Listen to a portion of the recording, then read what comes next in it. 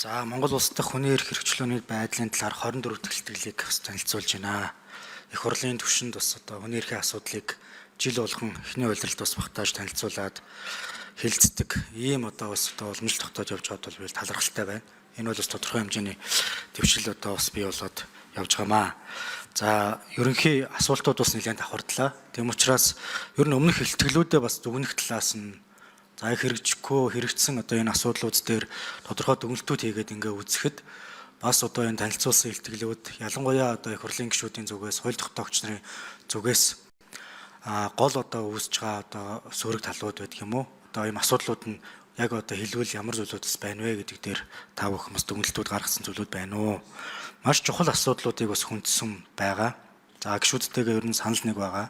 120 шинэ одоо парламентаар 126 гишүүнтэй болоод ингээ явж байгаа харьцангуй бас хүний эрхийн мэдрэмжтэй салбарын гишүүд бас орж ирсэн болов уу гэж бодож байгаа. Тэр утгаараа бол одоо энэхүү илтгэлийн хэрэгжилт цаашдаа гаргаж байгаа шийдрүүд дээр нэлээ өөр одоо үр дүндээ бас гаргаж явах болов уу гэсэн ийм байр суурьтай бол байна. За детальчлаад яг асуух юм бол тэр сонгуулийн зардалтай холбогдлолтой асуудал дээр яг ямар одоо үндсэндээ зөвлөмжийг та бүхэн бас өгж байгаа вэ? Яг үндэ бүсийн хэмжээний сонгуульд шин залуу одоо нэр дэвшигч нар өрсөлдөнө гэдэг бол нэлээд том сорилт бас болсны нэг нь бол энэ одоо сонгуулийн тогтолцоо зардалтай холбогдлолтой асуудал бол байсан.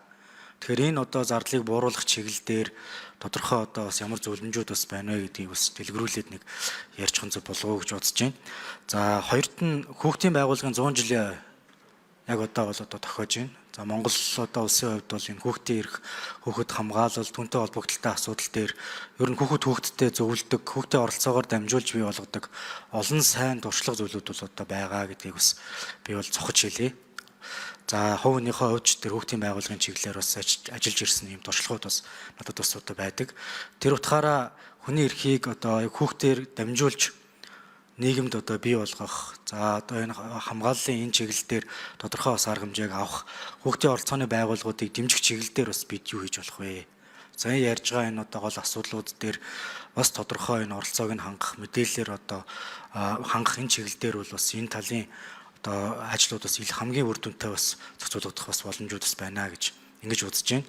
За захин орчинд тэр одоо үйлдэгдэж байгаа тэр одоо хэрэгүүд дээр тодорхой яг юм хуулийн өөрчлөлтүүд дээр ямар хуулиуд одоо яг гацаа олж байна. Одоо тэрэн дээр одоо ажиллаж байгаа байдаг юм уу, саналаа өргүүлсэн яг тодорхой ямар саналууд байна вэ? Үнэхээр одоо насан туршаагүй хүүхдүүд үндсэндээ одоо хаяг нээж байгаа энэ асуудлууд, мөн одоо нууцын хаягууд нээж байгаа асуудлуудыг За 3 дахь микрофон Хонон гишүүн. За гаамлаг гишүүний асуултанд хариулъя.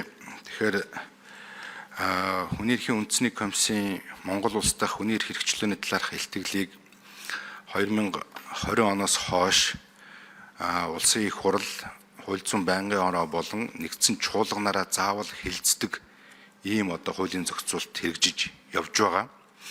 За энэ хүрээнд 2020 онд томилогдсон шинэ бүрэлдэхүүн болвол одоо 5 дахь илтгэлээ болвол улсын их хурлд танилцуулж байна. Өөрөөр хэлбэл улсын их хурл танилцуулаад чуулганы нэгдсэн хуралдаанаар бол хилцүүлсэн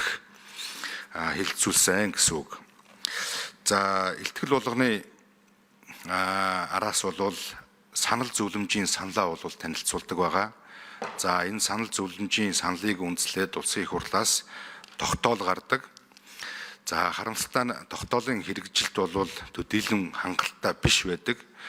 За тэгээд тогтоолын хэрэгжилтийг сайжруулах, үр дүнтэй болгох, ажил хэрэг болгох тал дээр бол улсын их хурлаа бол хэд хэдэн удаагийн санал солилцсон асуудлыг бол ярилцж байгаа. За энэ удаагийн улсын их хурлаа мөн адил энэ асуудлыг бас ярьсан, хүндсэн.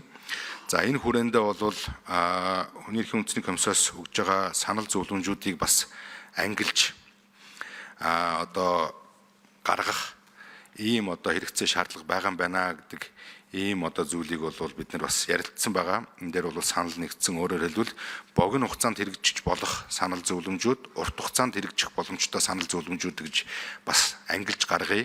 За тэгээд хэрэгжилтийн бол ирэх одоо намрын одоо чуулган танилцуулдаг ийм хуулийн зохицуулалттай. Тэгэхээр энэ хугацааг бас эргэж харах. За тэгээд дээрэс нь мөн одоо энэ хүний эрхийн үндэсний комиссоос өгж байгаа энэ санал зөвлөмжийг хэрэгжүүлэхэд шаардлагадах төсөв хөрөнгийг бас шийддэг болох ийм одоо хэрэгцээ шаардлага бол байгаа. Тийм учраас энэ дээр бол бас анхаарал хандуулах, ялангуяа төсөв хэлцэх явцад энэ дээр бас тодорхой төсөв мөнгийг тавьдаг байх ийм одоо практикийг бол бас нэвтрүүлэх шаардлагатай гэж харж байгаа.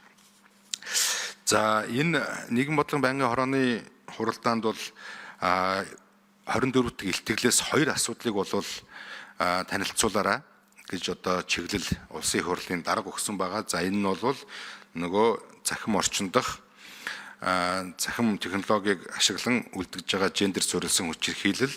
За тэгээд хэрэг хэмжлэх ажиллагааны явцад хоригч хүүхдийн зарим эрхийн асуудал гэдэг. За энэ хүрээндээ бол 2 асуудлыг танилцуулж байгаа. За сонгогдох эрхийн хүрээнд та түрүүн асуусан сонгуулийн зардалтай холбоотойгоор гэхдээ хүний эрхийн үндэсний комиссоос өгсөн зөвлөмжийг бас танд танилцуулъя. За энэ нь бол сонгуулийн зардыг бууруулах эмэгтэйчүүд, хөгжлийн бэрхшээлтэй иргэд, ахмад, залуучууд зэрэг нийгмийн олон бүлгээс сонгуульд нэр дэвших боломжийг дэмжих төр тусгай арга хэмжээг хуулиар тодорхойлох гэдэг ийм одоо саналыг бол яг сонгуулийн зардалтай холбоотойгоор бас өгсөн байгаа гэдгийг тулгая. За хүүхдийн байгууллага үүсч өгснээ 100 жилийн болж байгаа. За энэ хүрээндээ хүүхдийн оролцоог нэмэгдүүлэх, хүүхдийн дуу хоолойг сонсох энэ одоо ямар арга хэмжээг бас авал зүгээр юм бэ гэж байгаа. Тэгэхээр хүүхдийн эрхийн тухай хуулиар Монгол улс бол хүүхдийн аливаа асуудал ялангуяа энэ хөгжлийн процессд оролцох эрхийг бол тунхаглаж өгсөн. За тийм учраас энэ хүүхдтэй холбоотой аливаа шийдвэрт бас хүүхдийн дуу хоолойг сонсдог байх энэ механизм бүтцийг бол бас одоо хэвшүүлэх, энийг бол бас үр дүнтэй болгох.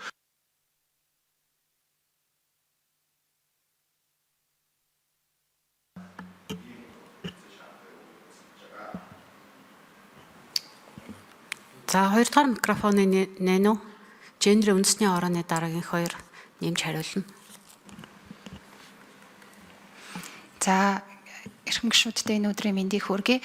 Эрдэнэт гишүүн болоод дараа асуусан гишүүний бас асуултанд тодруулаад нэг үндэсний хорооноос нэг мэдээлэл өгье гэж бодсон. За энэ хүрээнд за гендерийн үндэсний хороо түүний ажлын алба бүх нийтийн гендерийн боловсролыг дэмжихэд бол илүү нөгөө кампанит үйл ажиллагаа өрнүүлдэг. Тэгэхээр сүүлийн 2 жилийн гендер цуурсан хүчирхийлэлтэд тэмцэх 16 хоногийн аян за олон улсын эмэгтэйчүүдийн эрхийг хамгаалах өдөр болоод Монгол цэргийн өдрийг угтаад харилцан хүндэтгэе сарын аяны хүрээнд сүүлийн 2 жил бид нар яг ерөнхий боловсролын нэг 40 орчим сургуулийн ахлах ангийн болоод өсвөр насны хүүхдүүдэд ер нь гендрийн өвшмөл ойлголттой сүйдэлтэй асуудлаар ингээд тодорхой ажлуудыг зохион байгуулахад 2 асуудлуудыг дийлэн хүүхдүүд гаргаж байгаа. Нэгдүгüрт нь аав ээжүүд угаасаа завгүй штэ бид нартай ярилцдаггүй.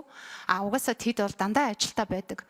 Хоёрдугаарт нь болохоор би өнөөдөр өсвөр насны хайр дурлал ямар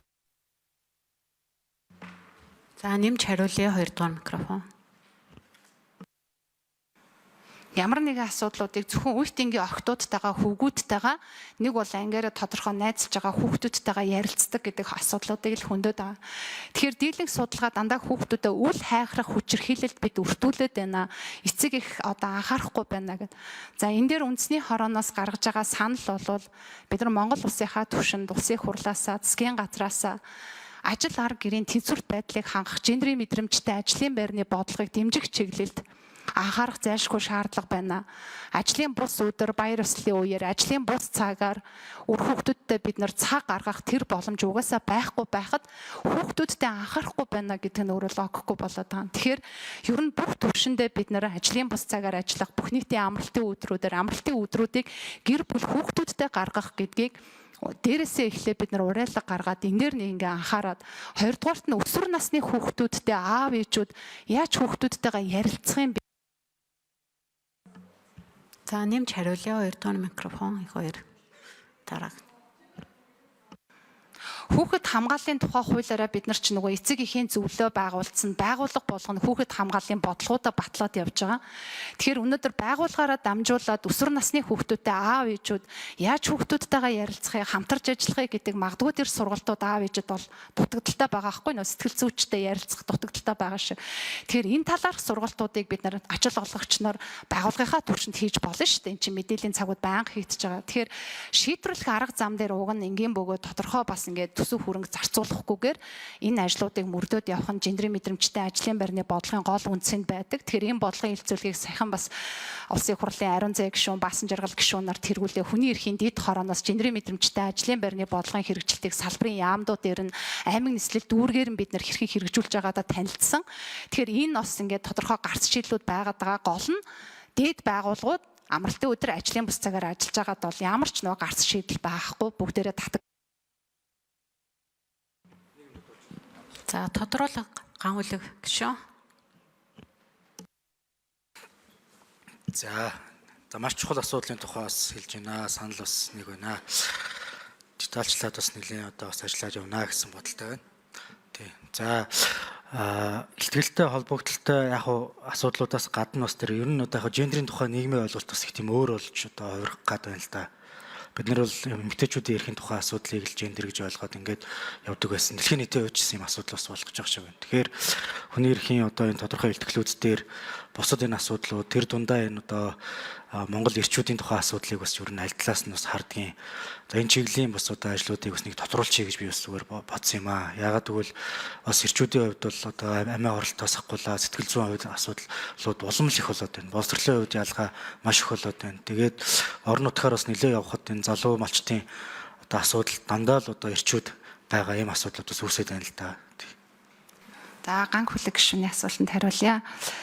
За гендерийн үндэсний хороо Монгол эрэгтэй эмэгтэй хүний гендерийн тэгш бус асуудал үүсэж байгаа дээр тодорхой гендерийн үнэлгээ мониторинг хийгээд улс орны хэмжээнд үндэсний хэмжээний үнэлгээ хийж танилцуулдаг.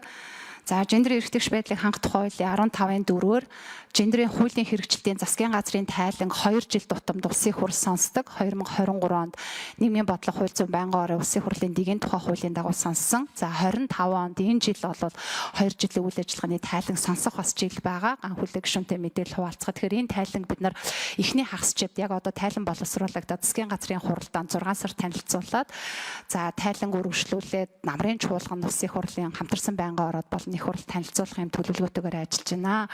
За яг Монгол эрэгтэйчүүдийн асуудлаар 2019 онд үндэсний статистикийн хороотой бид нар хамтраад 19-с 25 насны 10,000 цэргийн насны залуучуудад судалгаа хийсэн.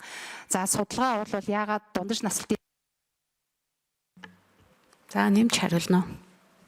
2 дугаар микрофон. За судалгаа хийх үндсэн шалтгаан нь бол Монгол эрэгтэй эмэгтэй хүний дундаж наслтын зөрүү 9.7 жил. За олон улсын туршлагаар бол нэг эрэгтэйчүүдээс нэг 4-5 жилээр илүү насалдаг. За дэлхийн бүх улс орнуудын 4 жилд бол гэпийг барьж явдаг байхад манайхд бүр 9.7 буюу 2 дахин өндөр байгаа. Тэгээ юунаас шалтгаалж байгаа вэ гэдэг үндэсний судалгаагаар эрүүл мэндийн урьдчилан сэргийлэх хүслэгт эрэгтэйчүүд 1.5 дахин амбулаторын хүслэгт ерөөсөө урьдчилж өвтгөөс өмнө хамрагддаггүй. За хоёрдугаарт нь халдварт улсын өвчлөл буюу тамхи архины хэрэглээ. За стресс тайлж байгаа хэлбэрүүд дандаа энэтэй шууд холбоотой.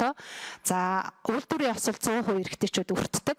За мөн зам тээврийн осолд бол дандаа нөхөр өчгөн насны эрэгтэйчүүд одоо өртөж хөгжлийн бэрхшээлтэй болж байгаа асуудлууд гэдэг ингээд маш тодорхой шалтгаанууд бол гарсан таны хэлж байгаа амиа оролт хүртэл 4-тэй одоо 2 дахин орчим өндөр байгаа.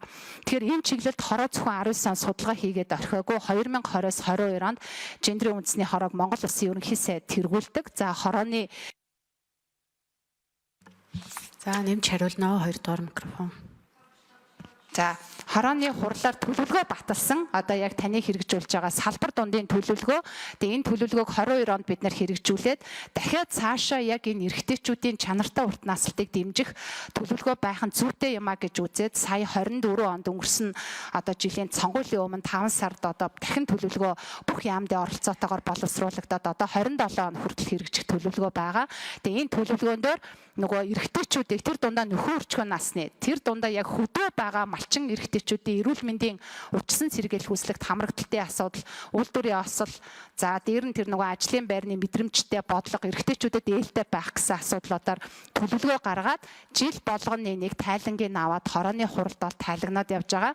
Тэгээ сүүлийн 4 жилийн хугацаанд 9.7 жилийн зөрүү бол 9.2 жилд орж ирсэн байгаа гэдэг бас энэ мэдээллийг хэлээ. Цаашид энэ үйл ажиллагааг доктортой явуулна гэж хороо бол харж байгаа. Баярлалаа.